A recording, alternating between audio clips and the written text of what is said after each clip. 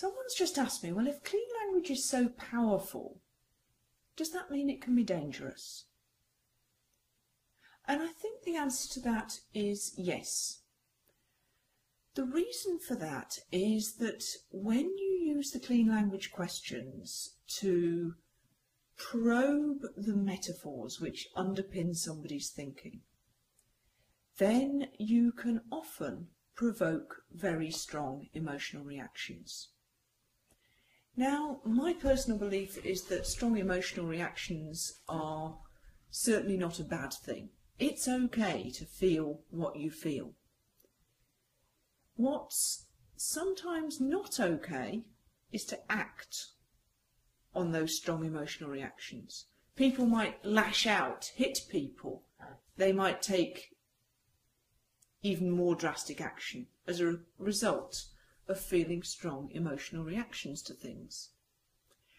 Now, what I say about that is use your common sense. I was talking in a video last week about how using clean language coaching enables me to coach above my pay grade, to work in situations where I don't really know what's going on. I'm not a content expert. But that doesn't mean I'm suggesting that anybody can pile in and do therapeutic change work with anybody without any training, just by magically using the clean language questions.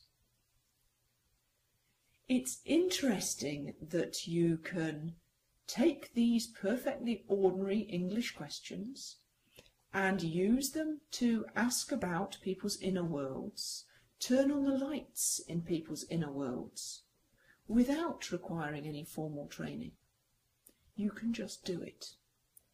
And that doesn't mean that formal training is irrelevant. If you're working in a therapeutic context, for example, the person who contacted me who's working with post-traumatic stress disorder, then you will want to get properly trained. There are systems for using the clean language questions, which mean that whenever you're using those questions, even if you don't understand what's going on, you're still standing firmly on ground where you know the structure that you're following. That's not the same as randomly asking questions. If you want to coach really well, wide ranges of different kinds of clients, get yourself some training. David Grove, who devised the clean language questions, was working therapeutically with them, and he was devising as he went along. As a result, he sometimes took his clients into places where he would have preferred not to take them. He did provoke strong emotional reactions that he didn't intend to provoke. Nowadays, you don't have to do that.